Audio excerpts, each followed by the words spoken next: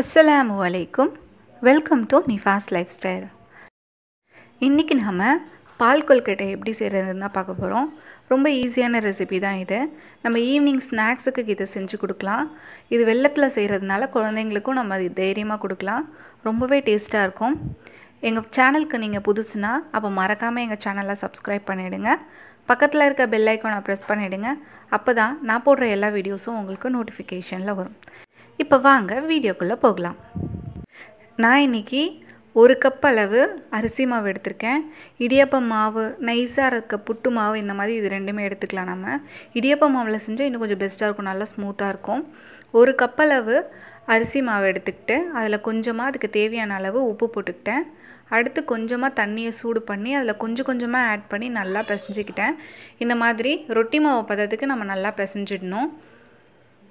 இந்த மாவை குட்டி குட்டி பால்ஸா நம்ம உருட்டிடணும். அதுக்கு முன்னாடி நம்ம வெல்லம் கரைச்சி வச்சுக்கலாம். வெல்லத்தை வந்து நல்லா இடிச்சிட்டு கொஞ்சமா தண்ணி ஊத்தி நான் நல்லா கரைச்சி வச்சுக்கிட்டேன். இது வந்து நம்ம கொஞ்சமா ஹீட் பண்ணா போதும். வெல்ல பாகு, கம்பி பதம் அதெல்லாம் தேவை கிடையாது. வெல்லம் நல்லா கரைஞ்சு வந்துச்சுனாலே போதும். எந்த ஒரு கன்சிஸ்டன்சியும் தேவை கிடையாது. இது வந்து நீங்க இன்னும் கொஞ்சம் திக்கா கூட எடுத்துக்கலாம். எனக்கு கொஞ்சம் தண்ணி கூடிட்டு உங்களுக்கு இதை விட வெல்லப்பாகு திக்கா வேணும்னா கூட கம்மியா தண்ணி ஊத்தி திக்கா பண்ணிக்கலாம். இப்போ நம்ம பால்ஸ் எல்லாத்தையுமே உருட்டிடலாம். இங்க பாருங்க, நான் வந்து 3 ஷேப்ல உருட்டியிருக்கேன். ஒன்னு வந்து ரவுண்டு, இன்னொன்னு வந்து கொஞ்சம் தட்டையா, அப்புறம் இன்னொன்னு வந்து நீட்டா. இந்த மாதிரி நான் ஃபுல்லாத்தையும் உருட்டி வச்சுக்கிட்டேன். ஒரு பேன்ல நம்ம தண்ணியை வச்சிடலாம். தண்ணி கொதிச்ச உடனே நம்ம இந்த பால்ஸ் எல்லாத்தையுமே அதில் ஆட் பண்ணிடலாம். தண்ணி நல்லா கொதிக்கணும். கொதிக்கிறதுக்கு முன்னாடி ஆட் பண்ணிடாதீங்க, எல்லாமே கரைஞ்சு போயிடும். ஸோ தண்ணி நல்லா கொதிச்சதுக்கு அப்புறம் இந்த பால்ஸை நம்ம ஒன்னொன்னா ஆட் பண்ணிடலாம். எல்லா பால்ஸுமே ஆட் பண்ணி நல்லா மிக்ஸ் பண்ணி விட்டுட்டு கொஞ்ச நேரம் நல்லா கொதிக்க விட்டுறலாம். அதுலேருந்து அப்படியே நொரையா வரும். ஸோ நீங்கள் அடிக்கடி கிண்டி விட்டுட்டே இருங்க.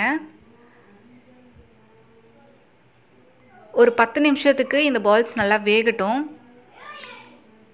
பாருங்க, எல்லாம் தனித்தனியா சூப்பரா இருக்கு பாருங்க. நீங்க மொத்தமா கொட்டிட்டீங்கன்னா எல்லாமே ஒட்டிக்கும். ஸோ தனித்தனியாவே பிரிச்சே போடுங்க. இப்போ 10 நிமிஷம் ஆயிடுச்சு. இது ஓரளவுக்கு நல்லாவே வெந்துருச்சு. இந்த டைம்ல நம்ம கொஞ்சமா அரிசி மாவை கரைச்சி வச்சுக்கலாம். ஒரு 2 ஸ்பூன் அரிசி மாவை கொஞ்சமா தண்ணி ஊற்றி பேஸ்டா கரைச்சி அதை இதில் ஆட் பண்ணிடலாம். இது வந்து இந்த பால் கொழுக்கட்டை நல்லா திக்கா வர்றதுக்கு ஹெல்ப்பாக இருக்கும். ஊற்றி ஒரு 5 நிமிஷம் நல்லா கொதிக்க விட்டுறலாம். இப்போ வந்து இதோட கன்சிஸ்டன்சியும் நல்லா திக்காக ஆரம்பிச்சிடும். பாருங்க, நல்லா திக்காகுது. இந்த ஸ்டேஜில் நம்ம கரைச்சி வச்சிருக்க வெல்லப்பாகை இதில் ஆட் பண்ணிடலாம். ஃபில்டர் பண்ணி ஆட் பண்ணிக்கோங்க. ஏன்னா அதில் கொஞ்சம் வேஸ்ட் அதெல்லாம் இருக்கும். அதனால கொஞ்சம் நல்லா ஃபில்டர் பண்ணி இதில் ஆட் பண்ணிக்கலாம். வெல்லப்பாகை ஆட் பண்ணிவிட்டு நம்ம அடுத்ததாக இதில் அரை மூடி தேங்காவை நான் துருவி வச்சுருக்கேன். அதையும் இது மேலே நல்லா தூவிடலாம். வெல்லப்பாகை ஆட் பண்ணி கொஞ்ச நேரம் கொதிச்சா போதும். அதுக்கு மேலே நம்ம கொஞ்சமாக உப்பு ஆட் பண்ணிடலாம். உப்பு ஆட் பண்ணி மிக்ஸ் பண்ணதுக்கப்புறமா நம்ம இப்போது தேங்காய் துருவலை இதில் ஆட் பண்ணிடலாம்.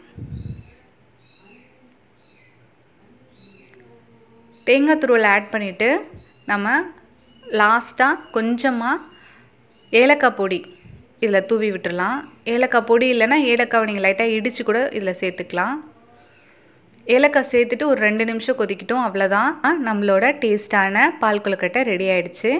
உங்கள் வீட்டில் நீங்களும் ட்ரை பண்ணி பாருங்கள். குட்டீஸ்க்குலாம் ரொம்பவே பிடிக்கும். உங்கள் வீட்டில் ட்ரை பண்ணி பாருங்கள். உங்களுக்கு இந்த டிஷ் பிடிச்சிருந்துச்சுன்னா கமெண்டில் சொல்லுங்கள். ஏதாவது டவுட் இருந்தாலும் எனக்கு கமெண்டில் கேளுங்க. உங்களுக்கு இந்த வீடியோ பிடிச்சிருந்தா லைக் பண்ணுங்க, ஷேர் பண்ணுங்க, கமெண்ட் பண்ணுங்க.